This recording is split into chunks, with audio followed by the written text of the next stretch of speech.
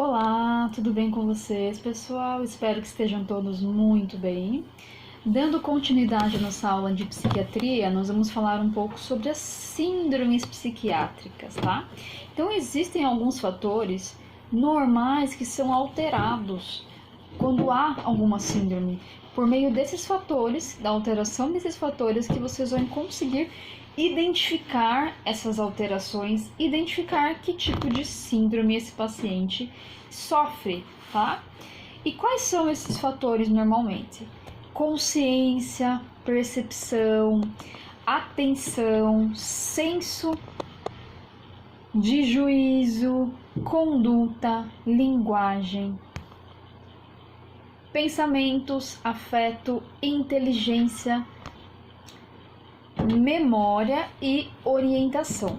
Então, a partir do momento que esses fatores que eu estou falando agora estão em desequilíbrio ou desarmonia, é considerado, tá, uma síndrome psiquiátrica.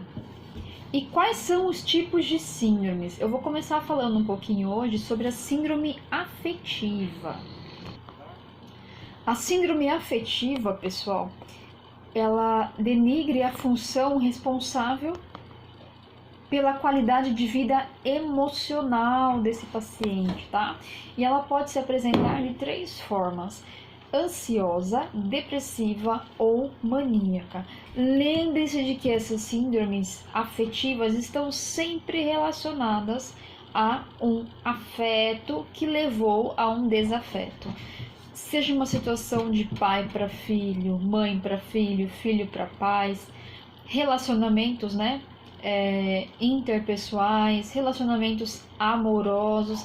Então, essas síndromes afetivas são desencadeadas sempre por meio de um desequilíbrio, de algum confronto na vida emocional do paciente relacionada a um tipo de afeto, tá? Quando a gente fala um pouquinho em síndromes afetivas ansiosas, a ansiedade é uma reação muito normal do ser humano, né? Então, dependendo da situação, nós ficamos ansiosos à espera de algo, né? Ansiosos durante uma entrevista de emprego, sobre a resposta, se vai dar certo. Ansiosos no vestibular, se vai passar, se não vai. Ansiosos para uma prova. Ansiosos antes de um encontro com uma pessoa especial. Então, várias situações causam ansiedade. É uma reação normal do ser humano. Quando essa ansiedade se torna prejudicial, descontrolada, passa a ser uma síndrome. Existe uma síndrome denominada TAG, transtorno de ansiedade generalizado.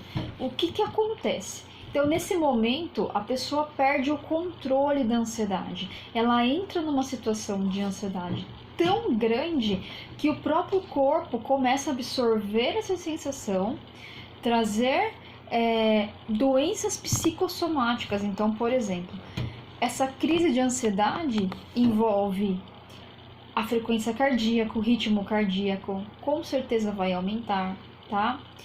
Vai causar sensação de morte, de aperto, opressão no peito, hipertensão arterial, falta de ar. Então, vocês vão perceber que esse quadro de ansiedade gera um mal-estar muito intenso, tá? Perda da visão temporariamente, perda da audição, desmaios, síncopes, tá? Tem pessoas que entram no quadro de ansiedade tão ruim que relatos de pessoas, né, que sofrem dessa síndrome, que a sensação é de morte iminente, tá? Uma sensação muito ruim, parecida com uma sensação de morte, tá? De opressão, de morte, de tortura. Então, a partir desse momento deve ser tratado, tá? Sempre que houver um desequilíbrio nas reações humanas normais, nas reações emocionais, deve ser tratado.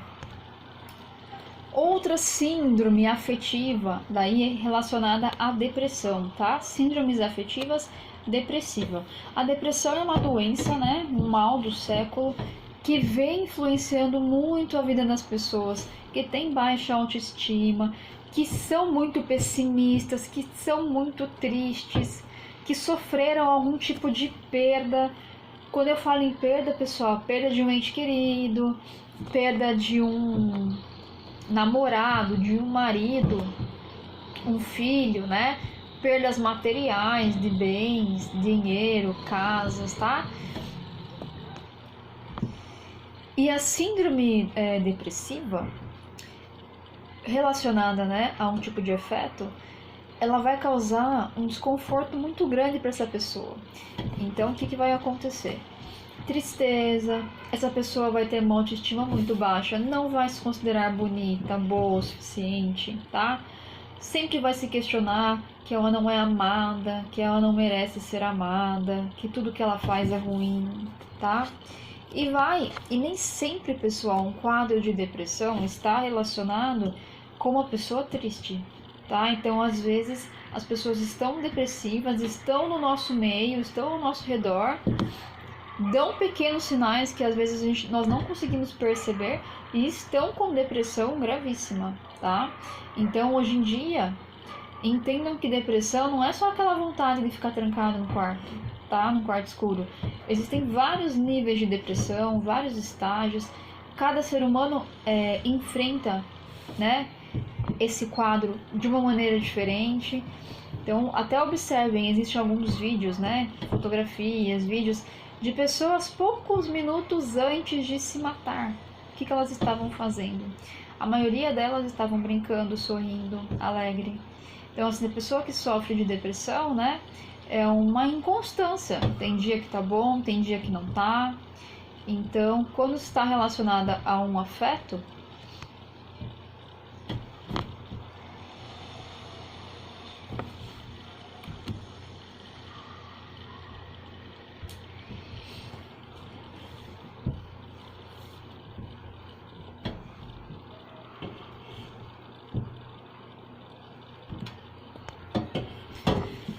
perdão, pessoal, acabou apagando aqui a imagem.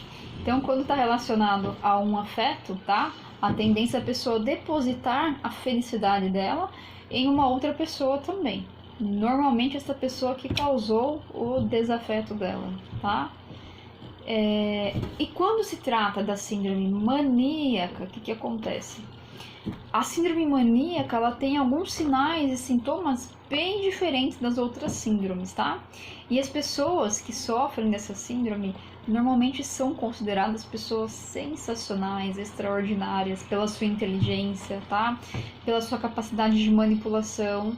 Então, muita atenção com essas pessoas para poder perceber uma deixa, tá? Que indica essa síndrome maníaca. Diferentemente da síndrome depressiva, que há baixa autoestima, quando estamos falando de uma síndrome maníaca afetiva, a pessoa ela tem um aumento da autoestima, tem um engrandecimento do eu. Então essa pessoa ela é toda poderosa, ela tem uma autoestima elevadíssima, por isso ela se cuida, ela é vaidosa, ela é confiante. Pessoas desta forma acabam atraindo as pessoas para si, né? Insônia também é um sinal.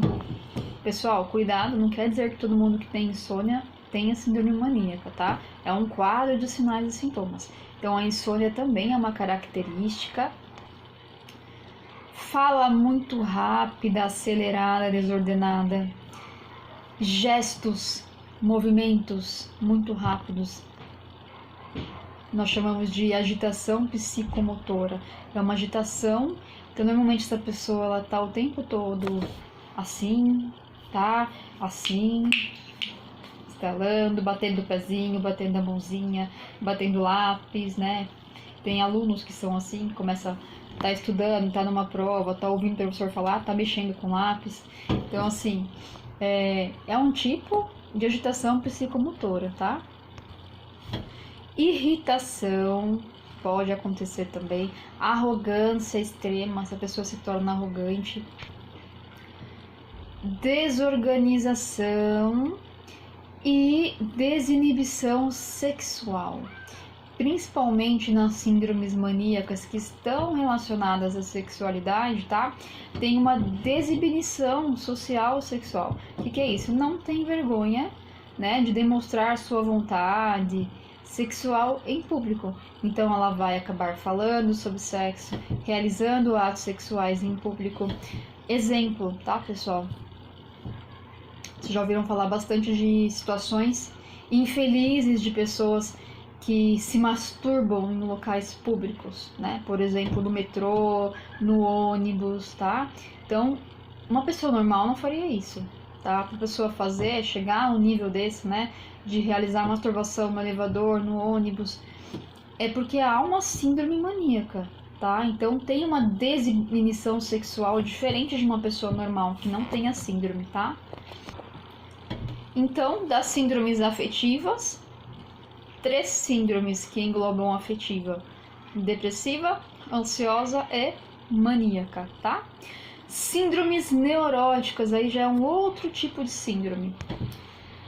Exemplo, fobias, quadros obsessivos compulsivos. Fobia, essa palavra fobia, pessoal, está sempre relacionada a um medo, tá? Então, normalmente dá-se o nome fobia para algo que causa medo, e o segundo nome é o nome do que a pessoa tem medo. Então, por exemplo, aracnofobia, medo de aracnídeos, de aranha. Pensa também numa outra situação muito comum hoje em dia, né? Gamofobia, medo de casamento, tá? Então, a fobia está sempre relacionada a um medo. Todo ser humano tem seus medos, né? Alguma coisa sempre vai causar um medo no ser humano. Quando é considerado uma doença psiquiátrica, né? Uma fobia. Quando esse medo passa a ser muito exagerado, tá? Que vai causar complicações para a vida dessa pessoa. Então, por exemplo, uma pessoa que tem medo de formiga, né? Quando vê uma formiga na parede, grita, sai correndo, faz um escândalo. Então é algo desordenado, tá? Então a pessoa perde a capacidade de raciocinar. Olha o tamanho dessa formiga, olha o meu tamanho, né? É um medo irracional, tá?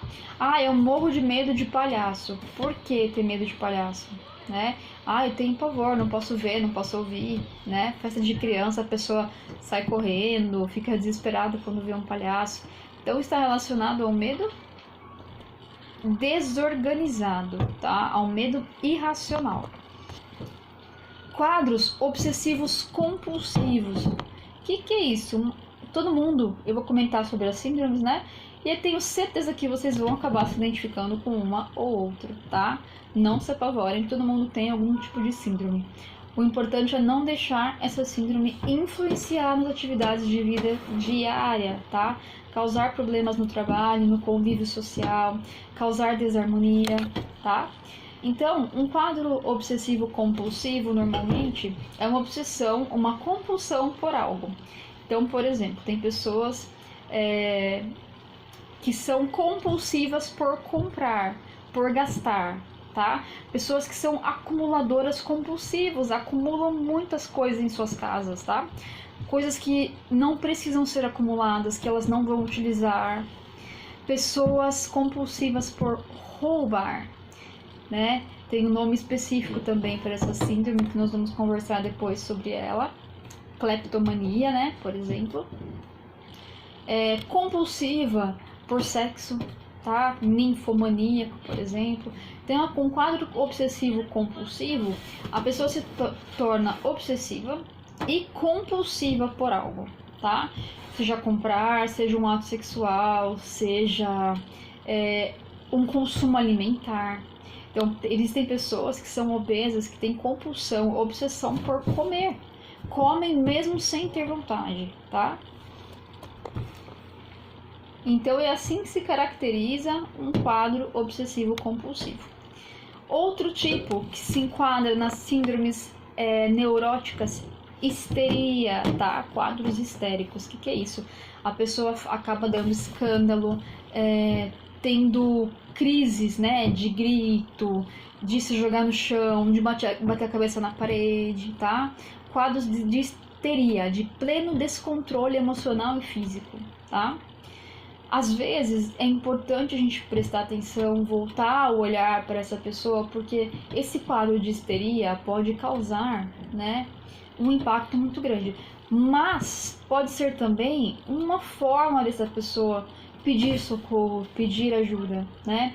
Então esses quadros de histeria normalmente ocorrem quando a pessoa está saturada, está cheia dos mesmos problemas, né? Está cansada, ou no trabalho, né? Com o chefe, com algum funcionário, né?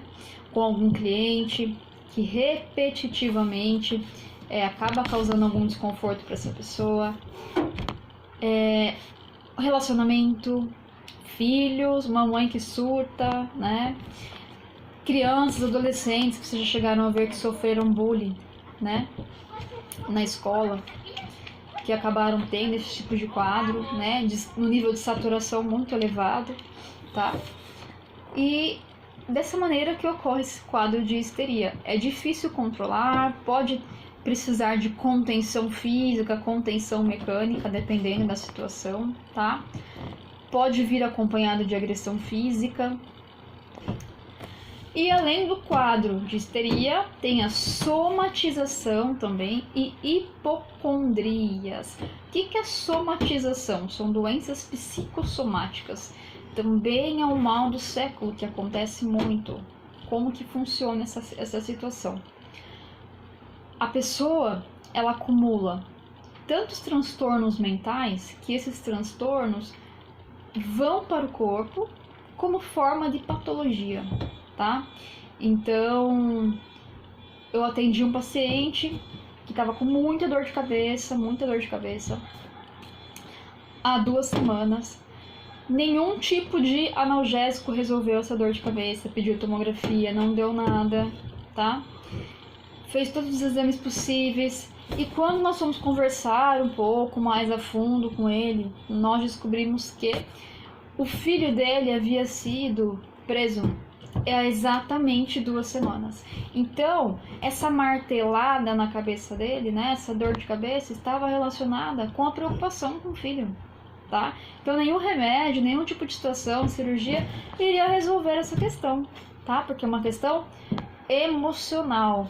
Outras coisas que podem acontecer: elevação da pressão arterial, elevação da frequência cardíaca, relacionada a uma alteração, tá? Emocional. E não só coisas um pouco menos complicadas, né? Como uma cefaleia, mas pode levar a doenças sérias, tá? Desenvolver um câncer, desenvolver patologias crônicas, tá? Gastrite, estomatite, hepatite, amidalite, faringite de repetição. Existem estudos, até quem ficar curioso para poder entender um pouquinho mais, tá? Que a cada parte do nosso corpo, então, por exemplo, as pessoas que ouvem muita situação de humilhação, que são muito caladas, não falam o que tem vontade, tem muita coisa engasgada, tem a tendência a desenvolver patologias nessa região da garganta. Então tem muita infecção de garganta, muita amidalite, muita faringite, está sempre sem voz, rouco, né? Então tem essa relação sim, tá? As doenças psicossomáticas. E com relação à hipocondria é aquela pessoinha que tem uma caixa de remédio para tudo que vocês imaginam na vida, tá? Que ela cria uma doença na sua cabeça, ela acredita que está com essa doença, muitas vezes ela acaba desenvolvendo a doença, sinais e sintomas dessa doença, devido à sua crença, tá? Então, para vocês terem uma noção de quão sério é essa situação, tá? Então, essa pessoa hipocondríaca, ela vai defender a ideia de que está doente, ela vai ter remédio, vai consumir remédio, vai sempre andar com o seu remédio para aquela patologia que ela acha que tem, tá? Um exemplo de uma pessoa hipocondríaca: eu senti uma dor de cabeça hoje. A pessoa vai pensar, pode ser um derrame, pode ser um AVE, pode ser um aneurisma. Ela nunca vai pensar que é uma simples dor de cabeça. Então ela sempre vai complicar, e tudo que ela achar de patologia vai ser sempre a pior situação, tá? Então é assim que é caracterizada uma pessoa hipocondríaca.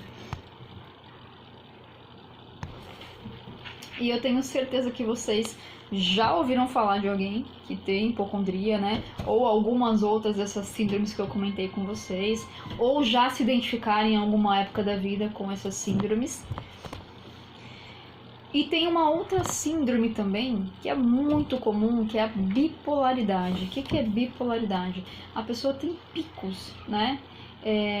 Como posso explicar para vocês de maneira mais específica? É como se a pessoa tivesse duas personalidades diferentes em um período muito curto de tempo. Então a pessoa acabou de acordar feliz da vida, feliz com a vida, em menos de meia hora ela tá triste, depressiva, ou ela está agressiva, ou ela acordou agressiva, em menos de meia hora ela tá feliz, carinhosa. Então são picos, uma montanha russa de sensações, reações e ações, tá? A bipolaridade também é muito comum e é bem fácil de identificar, tá? Obviamente que nem todo mundo pode ser feliz o dia todo, para sempre, nem triste para sempre, né? Existem períodos, notícias que desencadeiam, né, reações normais do ser humano, mas essa bipolaridade ela é bem visível porque ela é constante. Essa pessoa ela nunca terá uma credibilidade porque ela sempre vai estar feliz, triste, alegre, agressiva, depois feliz de novo, agressiva de novo, em um período muito curto de tempo, tá? Causando confusão muitas vezes para quem convive com essa pessoa, tá? Por não saber como se relacionar, de que maneira falar, né? O que está acontecendo.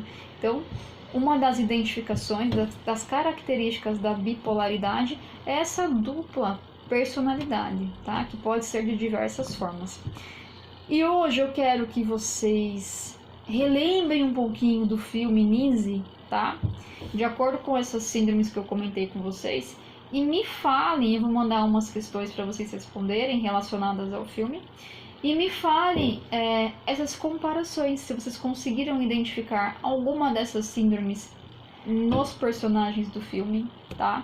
Aí vocês vão me falar se existe algum tipo de síndrome. Quem não assistiu, assista novamente. Nise, no Coração da Loucura, tá? Se precisar rever o filme, revejam algumas partes do filme, né? No YouTube é possível fazer isso. E aí precisam responder essas questões, tá bom?